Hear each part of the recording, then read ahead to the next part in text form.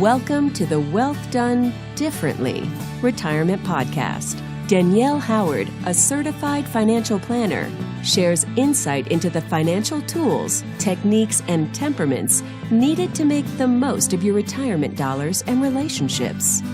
Danielle bridges the gap between Wall Street and Main Street, bringing complex financial topics down to earth. Danielle will educate and inspire you as you define and refine your version of prosperity. Hello and welcome to the Wealth Done Differently Retirement Podcast with Danielle Howard, a certified financial planner. Today is going to be interesting. I've seen the title of the podcast. Danielle, how are you? I'm well, Eric. Thank you for having me. What popped into your mind when you saw this title? So the title, Spreading SDT in Your Golden Years, brought to mind a whole lot of seniors that are doing a whole lot of wrong things. just not good things. That's an interesting title. What prompted that? Well, it's a play on the letters, and of course we can look at STD. Let's not look at STDs, please. SDTs. All right. But I think some of the inherent emotions around both are pretty profound. So I think a lot of pre-retirees and retirees are filled with guilt and shame, maybe some resentment that's perpetuated by the media and our financial services industry, and especially within our culture about what this season of life should look like. That's interesting. So I don't want to go through what STD stands for. What does SDT stand for? So SDT is self-determination theory. And I think that we put that aside when the media is coming at us and saying, this is what your life in retirement should look like. Mm-hmm. And I think it's perpetuated by that, the fear of missing out, whether it is in the investment world, where, you look at what's been going on in the markets throughout 2018. And, oh my gosh, what happened yesterday? The Dow went down 800 points. And, that fear grips you, or greed grips you that, I'm missing out and I should be getting those kind of gains in my retirement portfolio. So there's that fear of missing out with your investment returns. And then there's that fear of missing out with your neighbors. I look at it as the new keeping up with the Joneses. And it's when we're really pressured into buying for our ego desires with fake money to impress our Facebook friends.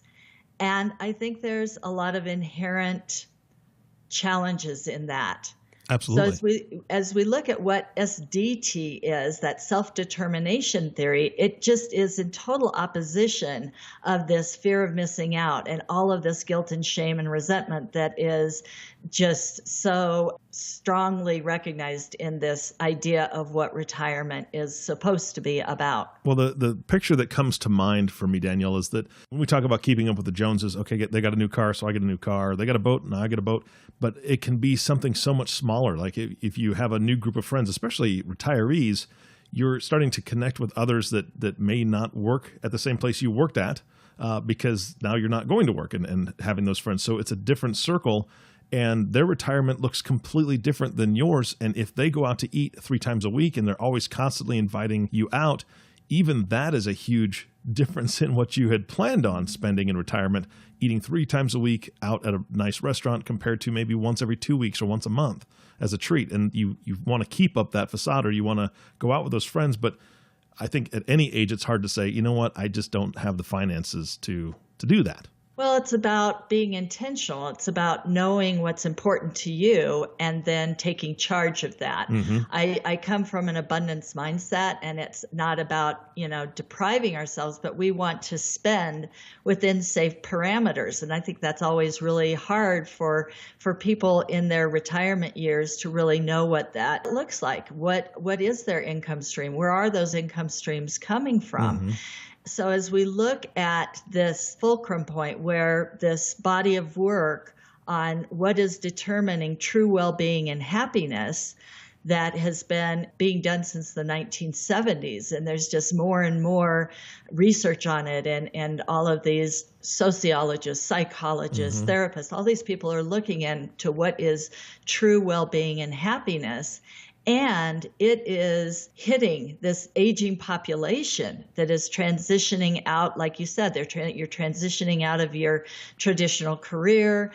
You're maybe hanging out with new people and you're seeking, what does this time of my life mean to me? And when these two combine and hit each other, when people start looking into what does true happiness mean in this time of my life, I think we're going to have a lot of really exciting stuff happening. But I think what's important is that people have to set aside what they've traditionally thought and what the media is showing us, what is showing up in the advertisements on TV. And quite frankly, what the financial services industry has sold us a bill of goods that has said you're supposed to draw this line in the sand, have a great big bucket of money, and sail off into the sunset and live happily ever after. Let's take a look at what it means to have this self-determination theory, or SDTs, in your golden years and what that really means. Yeah, I'd love to see a good picture. How do you get somebody to realize their SDT or find out that they have an SDT? Well, let's take a look at what maybe a good description of that individual would be. I believe it is somebody who believes to the best extent possible that they're in control of their lives and that they have a mindset and an attitude that they're going to be victors and they're not going to be victims of circumstance. And this requires a huge amount of work. This is not easy to do. A SDT person is somebody who takes responsibility for their behaviors. They take responsibility for where they are at in their life. They're willing to look at their situation and get a clear picture of what it is, what is working, what is not. They're willing to decide what needs to change. Is going to be a person that is going to maybe exhibit some determination, some self-motivation, some possibly grit. How about some delayed gratification? Some characteristics that's driven inherently, and it's not looking at circumstances or standards outside of themselves. It's going to be somebody who determines their own actions based on what's important to them, their values, their moral compass. And it's going to be somebody who sees their life and their choices in life as having an impact on others in a beneficial way. So it's something bigger than yourself. These are many of the attributes, behaviors, belief systems, characteristics that exhibit that SDT. All right. You've given us a picture of someone who already has SDT. How do we help people that don't? How do we help them develop that? Because it seems like a lot that they're going to need to overcome, or maybe a change in thinking completely. To me, it is about awareness. And I think the first step is the awareness of what we've had pushed on us for so many years. The idea of, well, I'm just going to take my Social Security at 62 because I'm afraid it's going to run out. Or tax issues are out of my hand. There's nothing I can do about that. Or the markets are always going to fail us. And, there's just so much of that mindset out there that people are very much in a victim attitude when it comes to their retirement. And to me, it's just heartbreaking. And it's a big reason why I'm in the business that I'm in, is to help people create an awareness of what's not working. And I think the first thing that we need to recognize is our cultural awareness and our mindset about what this season of life looks like is broken. And if it's broken and it's not working, then we have the opportunity to say, okay, what do I want to do differently? And maybe start building on some previous wins or some previous behaviors in other areas of your life that can be carried over into your financial life. I would love to. Can you give us a couple examples, or just at least one example of a client that you really have seen this behavior in, and kind of how it impacted their retirement, and more importantly to me, I'd like to see how it impacted their children or even grandchildren. We saw a lot of this after, the economic pullback, 2008, where people were just reeling over what they lost. Mm-hmm. And, whether it was their real estate values going down or their stock portfolios going down. And we tend to, it's just a behavior, financial behavior talks about anchoring. And so many people have anchored to the pain that was felt during that time and said, no, I just don't want to get back into the market. Who knows when it's going to take a downturn again. I have had conversations with people where we had to really work through that. Okay, why do you want to get back into the market? It wasn't just about the numbers. I can sit and crunch the numbers and show you need to get this type of return in order to look at the not only goals, but transitions that you're expecting down the road. The only way you're going to get that is to have a long-term perspective and to be in a diversified asset allocation model. And so it takes an education, an awareness, a conversation around, well, if you don't want to get back into the market and you want to keep your money in a bank account, are you willing to stop spending as much? Are you willing to take on that inflation risk or that future risk that you're not going to have enough money to pay for the things you want to have today? Mm-hmm. The conversations just play out. And that mindset where you just ask people questions about, why do you believe that? How is that working for you? What do you want to do differently?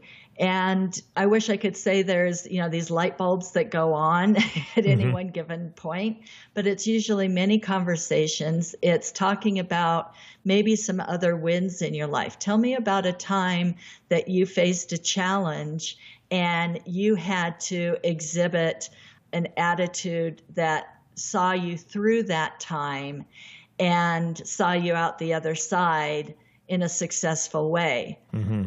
If we look at what the SDT theory is about, there's basically 3 innate psychological needs: to be competent, to have autonomy, and to create relatedness.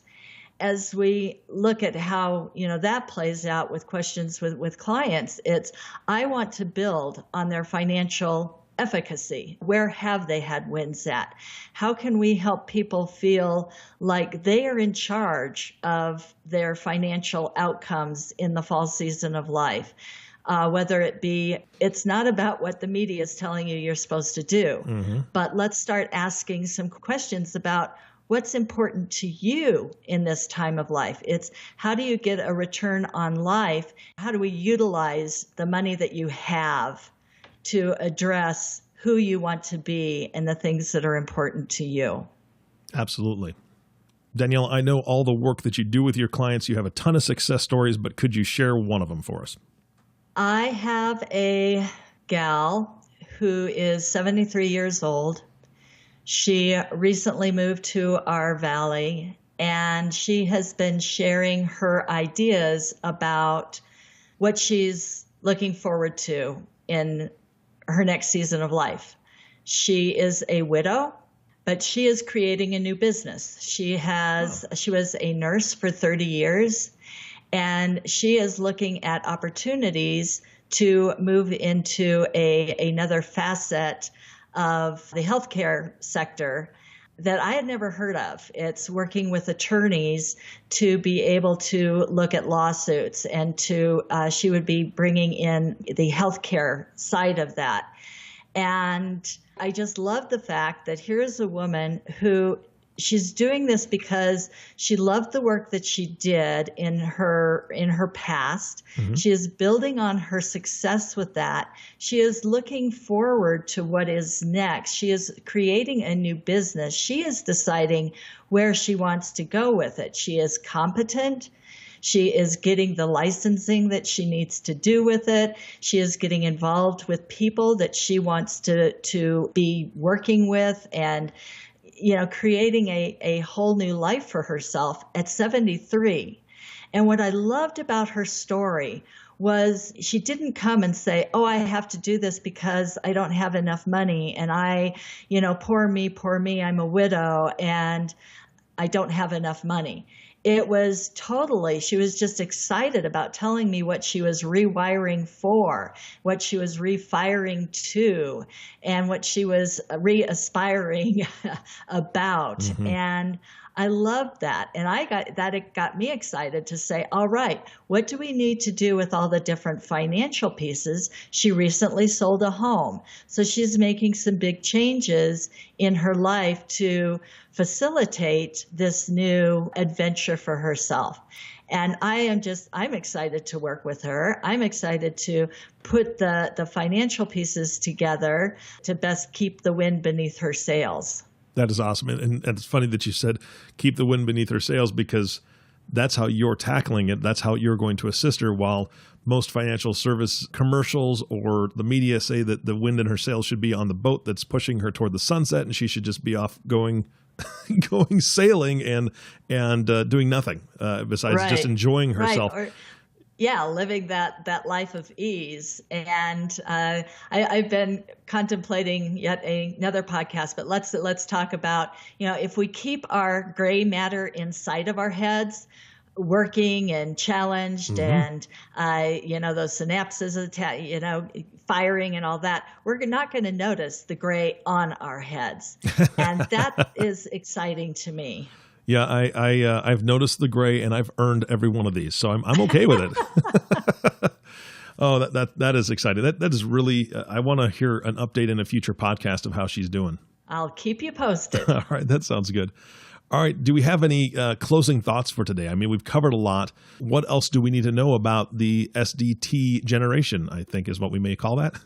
I think it is also looking at what research is showing is that people are going to be more productive and purposeful when you're supported by empathetic and positive people. So surround yourself with family members, with friends, with your trusted advisors that believe in what you're doing, and they're not trying to control you or give you direction. And this is another, diversion from the traditional financial services industry, where people are just, they just hear about what you're not doing right in your financial plan, or that you need to save more, or that it's, you need to keep up with the benchmarks and do things a little bit differently. So I think it's important that people get a financial advisor who's not shaming you into that you're not saving enough for retirement, and to find somebody who is really going to support you and clarify your version of true prosperity and true wealth. Somebody that's going to help you refine and optimize all those financial tools, because most people are looking at a 20 to 30 year time frame in this new season of life. You want somebody who's helping you with these life transitions, not just helping you to say, yeah, we beat the benchmark this much, and here's your 4% distribution for this year. And I think we need to talk to each other. I think we need to, again, I keep going back to communication.